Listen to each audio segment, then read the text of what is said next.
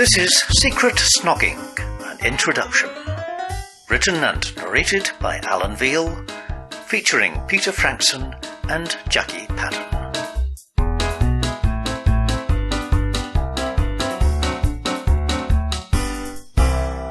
It's no secret I come from an eccentric family. I'll get to my father in a moment, but first consider my great-great-uncle Angus. As a youth, he used to jump out at people, pretending to be a scary hamster. He'd puff out his cheeks and produce a sound like pum-pum, pum-pum, pum-pum-pum. Later in life, he almost certainly invented the bungee jump. Obsessed with a woman living in a tenement 2 floors below, he climbed out of his window one day with a length of rope tied round his ankles, and hung upside down until he caught her attention. Being a traditional Scot wearing a kilt, he may also have coined the expression, well hung. They married a fortnight later. Then we had one relative who was arrested for impersonating Winston Churchill.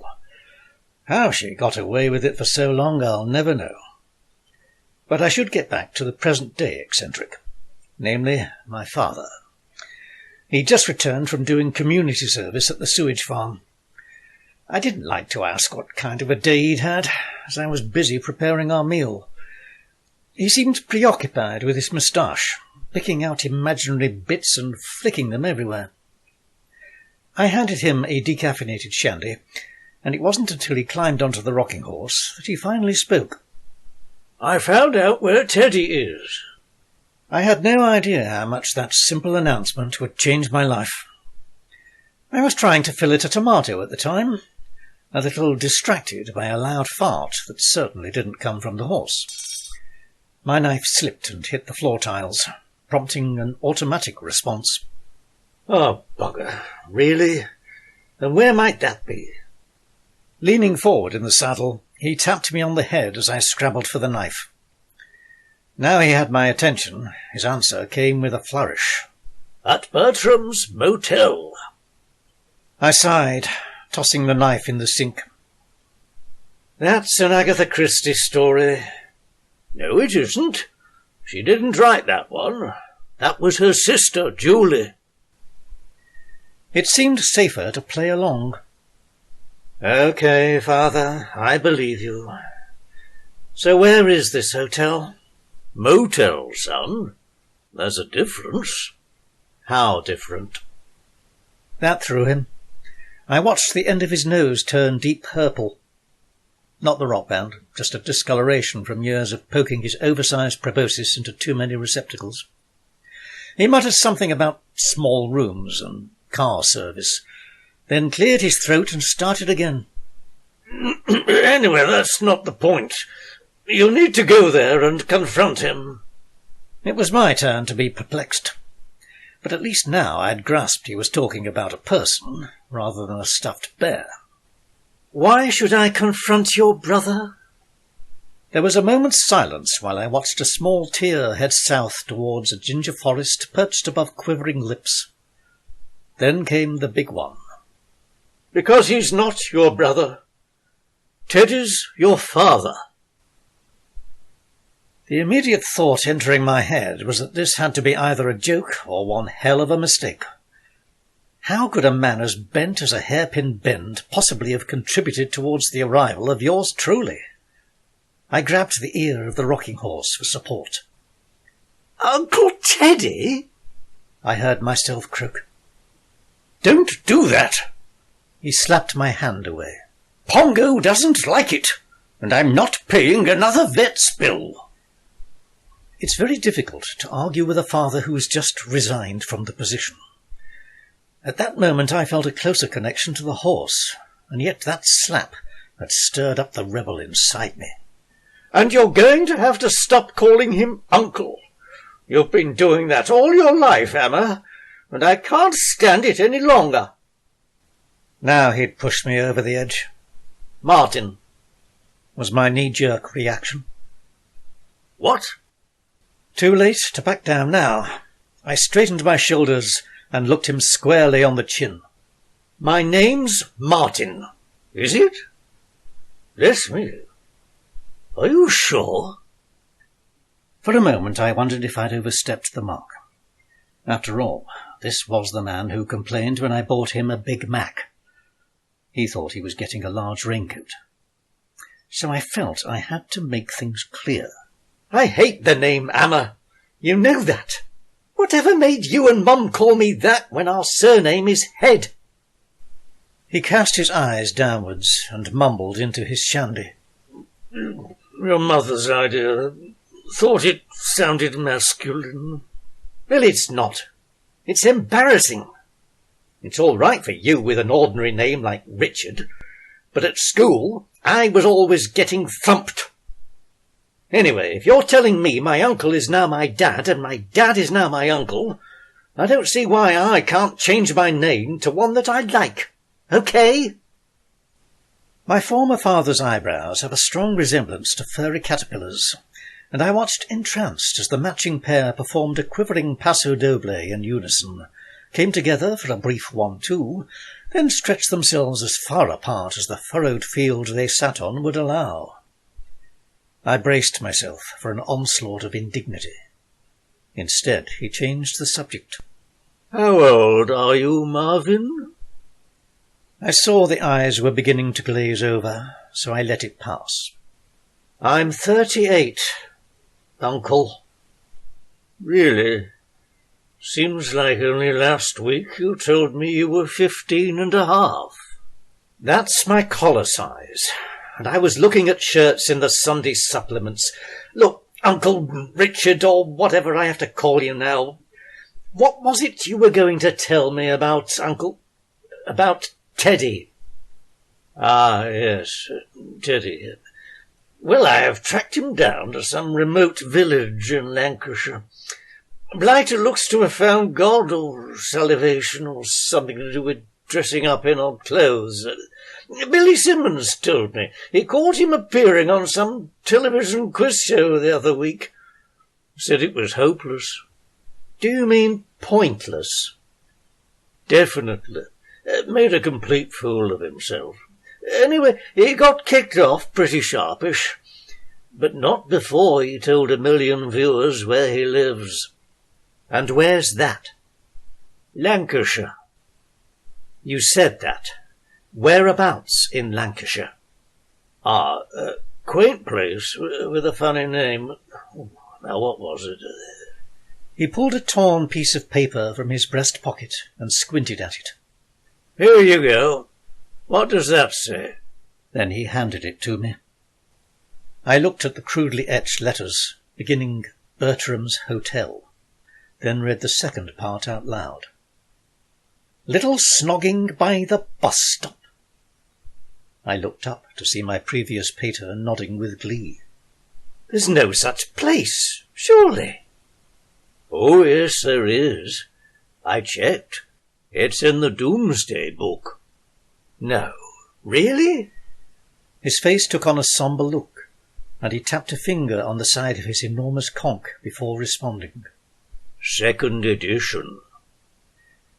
Which is why, dear reader, I was to be found 2 days later driving a dilapidated campervan to one of the most peculiar and eccentric villages that ever existed on the planet.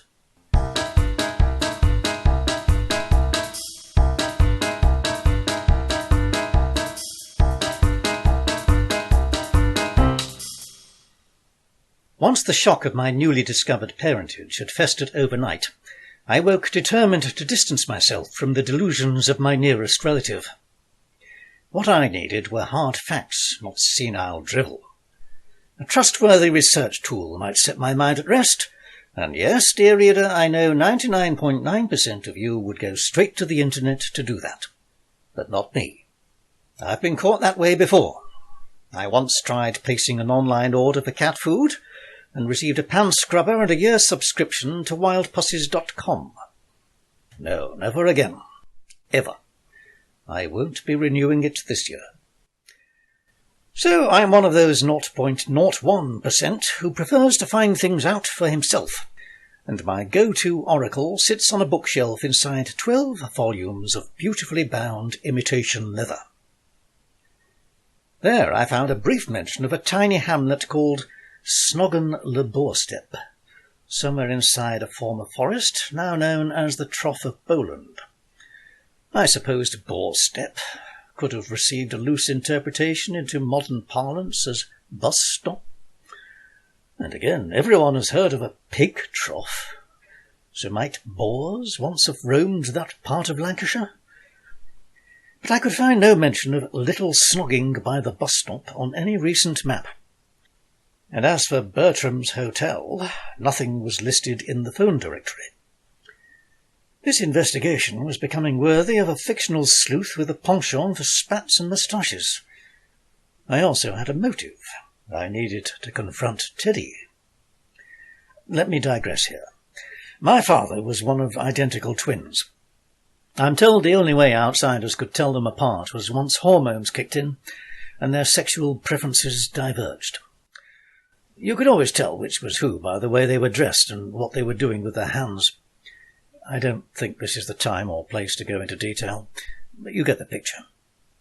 I'd always believed my mother chose the twin with a less perverse nature.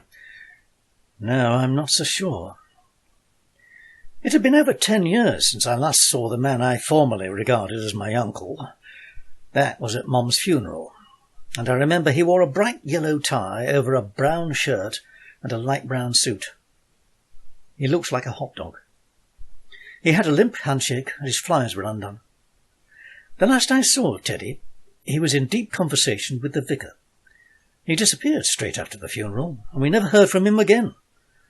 Rumour has it we lost the vicar on the same day. Teddy, or Daddy, whatever his title, he was still one of only 2 living relatives, and with one brother making as much sense as baked beans on a stick, I was determined to demand answers of the other. The way I saw it, I'd have to start in this obscure village out in the twigs of Lancashire.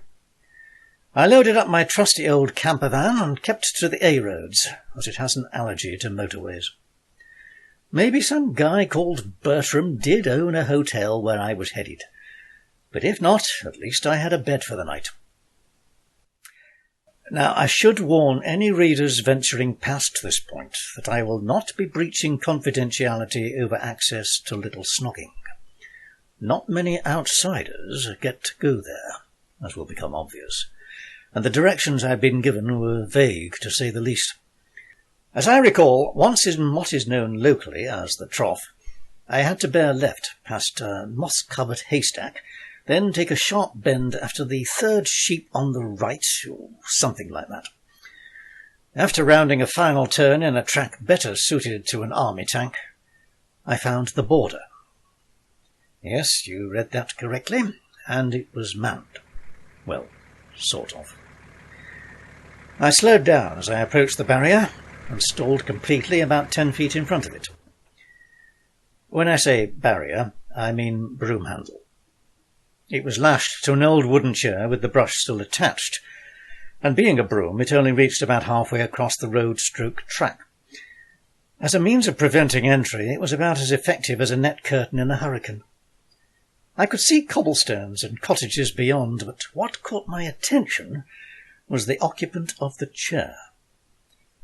A short, balding man was dozing in the warm afternoon sun. He was dressed in a grubby white sleeveless vest and pale blue shorts, and my arrival invoked a momentary panic before he resumed his pretence as a border guard. Standing up, he dislodged what appeared to be a catapult and a partially eaten sandwich off his lap. He was wearing a black eye patch, and as he shuffled towards me in a pair of Doc Martens, he tucked his vest into what I now realised were his Y-fronts. He raised one arm in a stab at intimidation. "Papers, please." I handed him copies of the Mail and the Sun. He gave them both a puzzled glance, then dropped them on the ground. "Are you here for business or pleasure?" I looked him up and down. He was probably the same size as our rocking horse, and with the eye patch, almost as blinkered. His state of undress made him look like something left over from a Friday afternoon party in Downing Street. "Does it matter?" I asked. No, suppose not. Sorry, you'll have to give me a sec." I waited while he put both hands behind him and scratched his backside. Then he produced a folded sheet of paper from somewhere I prefer not to mention, copped some phlegm onto it, and peeled it apart until he could focus his one eye on the contents. Now then, I need to ask you for some answers. So what are the questions? Hang on, don't rush me. You're my first one since Tuesday. Now then, what is the capital of Lancashire? Is this an intelligence test? No, lad, me crossword puzzle. I did my best. I didn't want to antagonise the natives, and I'd had a worse experience entering the Canary Islands. A few minutes later, he'd raised the barrier by knocking over the chair and waved me through. As I started up the engine, a thought struck me.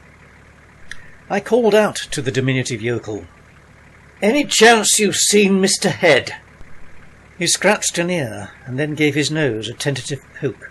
Not for a while, lad, but I know the one you mean. You do?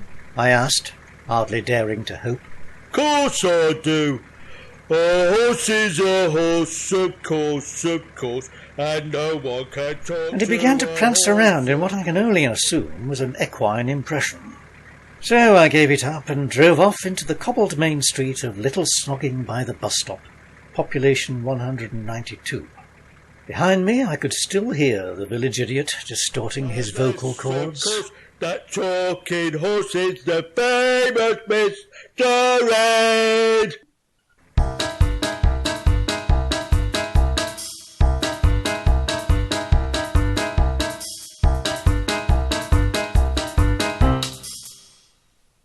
Little Snogging is not like other villages you might know. I'd imagined it would be like the one on television you should never watch if you have a nervous disposition. You know, where half the characters are having affairs with their in-laws, and the other half are suspected of murdering the same. So what is the best way to describe what I found that August afternoon? Well, you wouldn't be far off if you crossed Escape to the Country with Noddy and Toyland.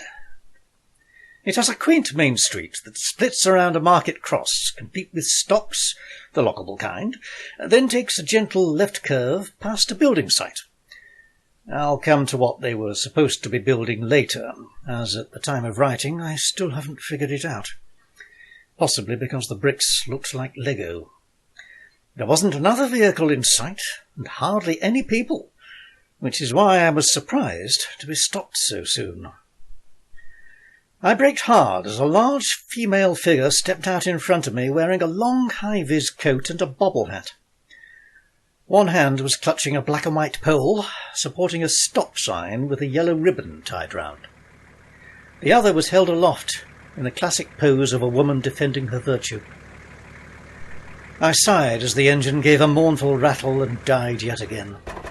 It was all I could do to restrain myself to indignant remonstration.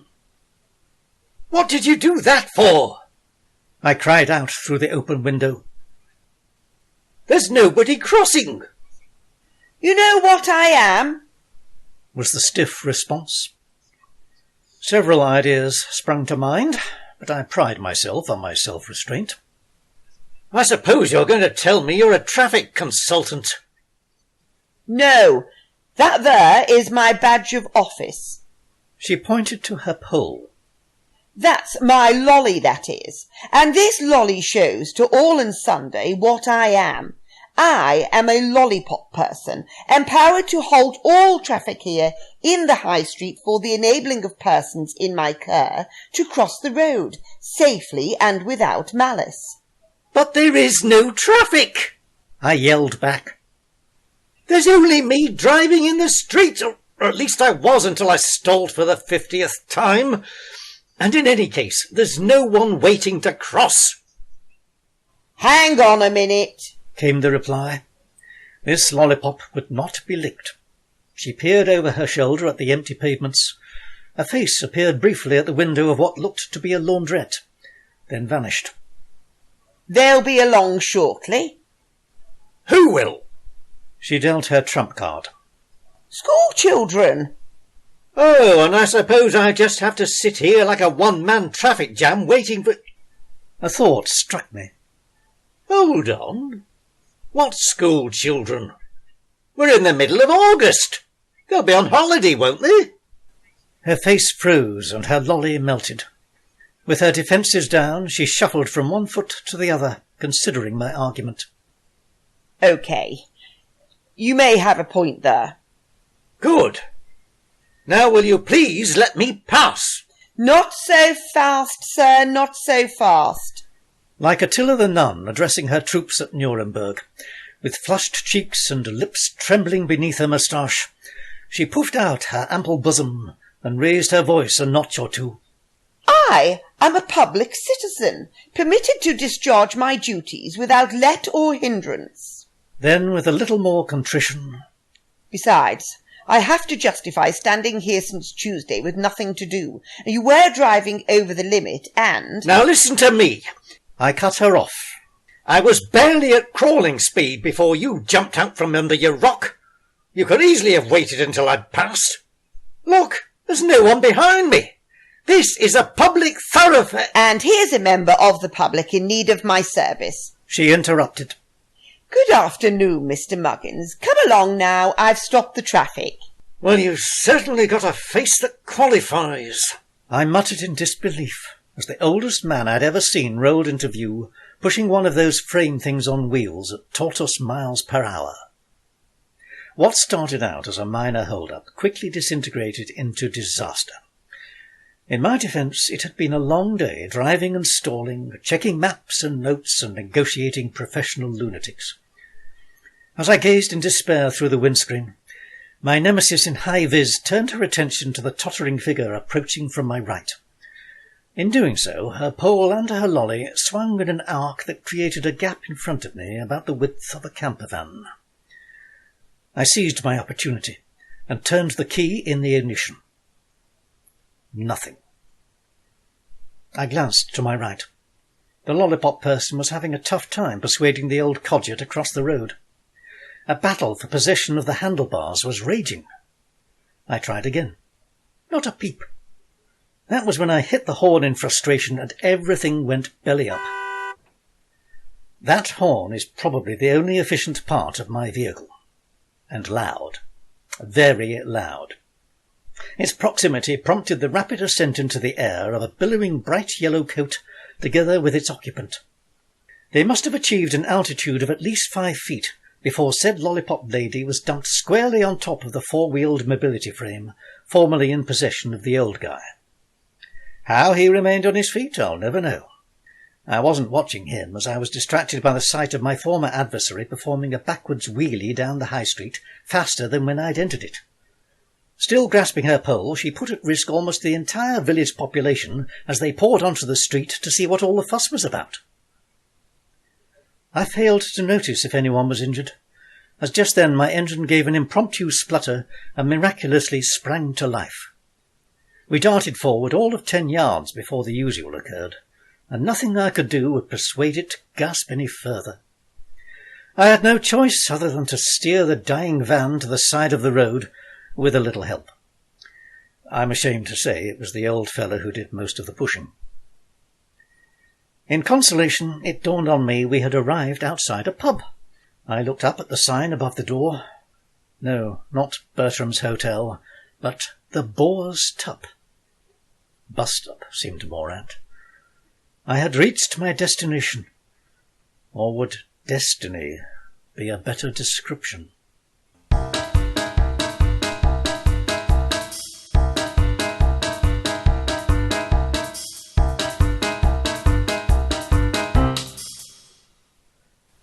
That'll be 3 and 6, please.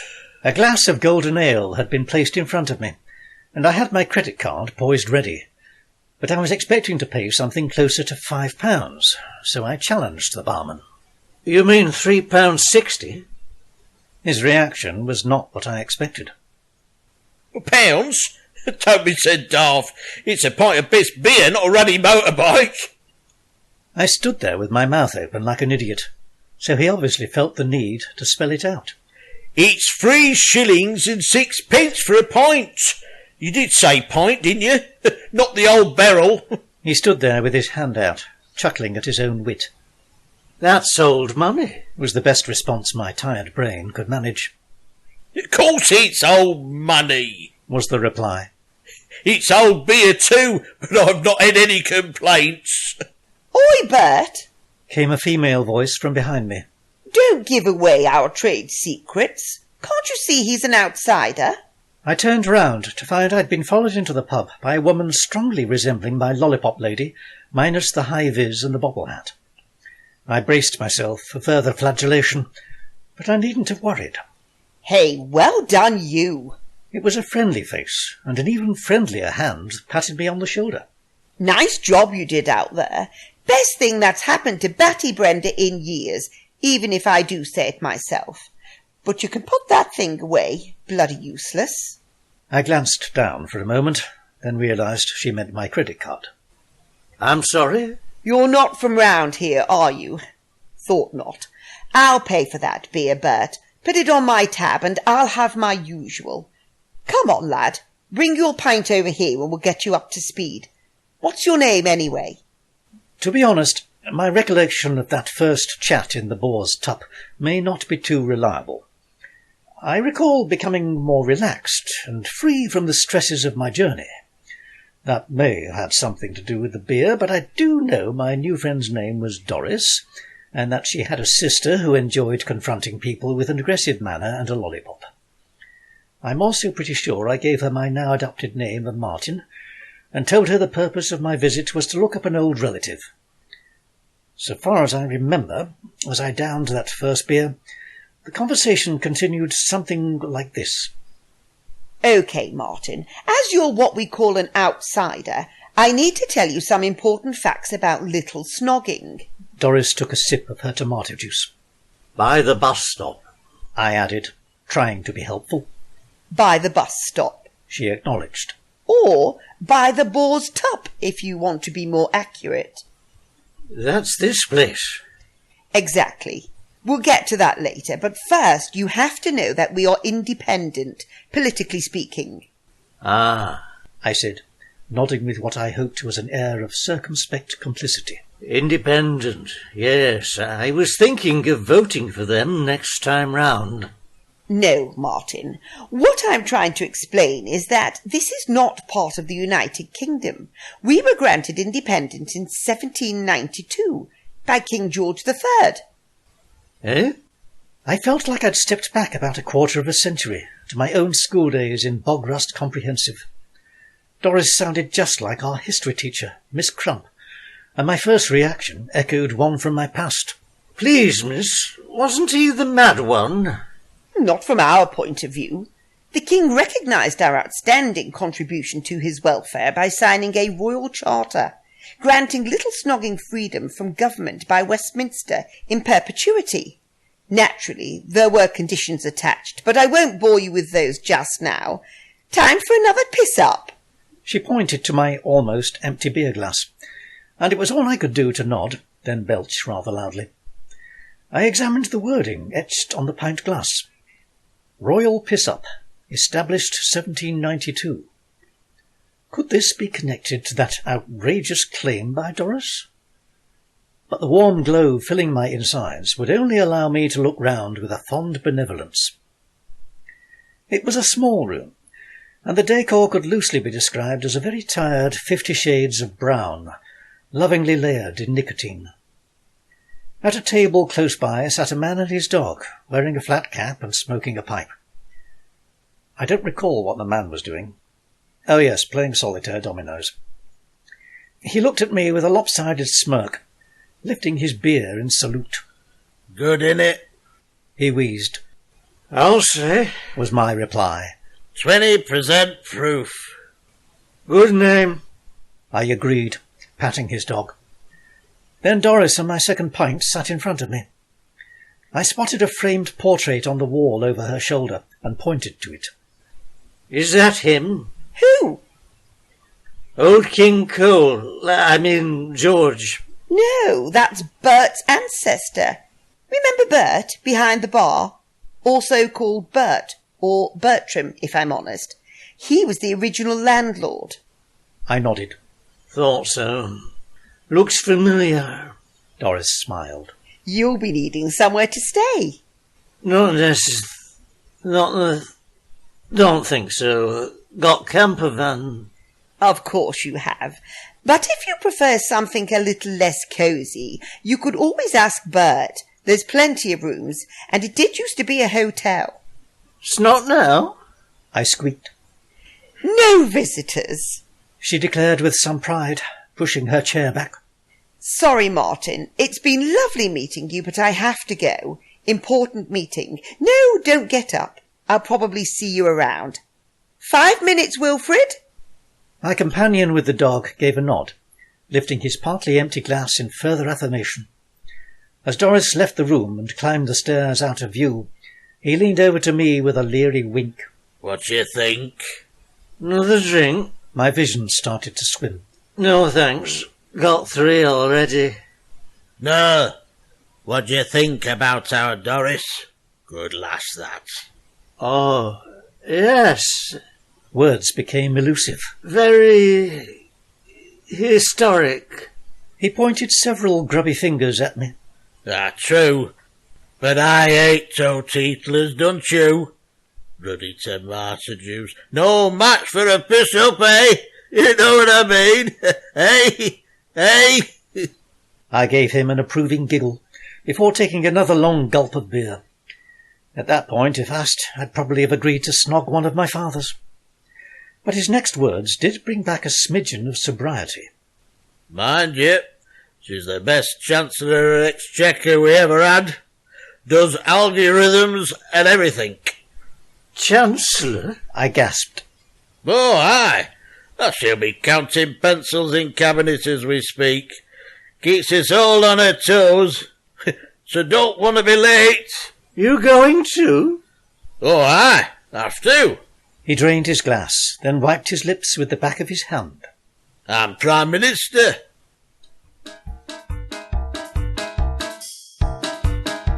Congratulations.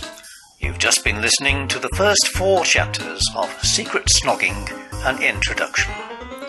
If you're up for the full 15, then please go to my website, alanveal.com, for further information.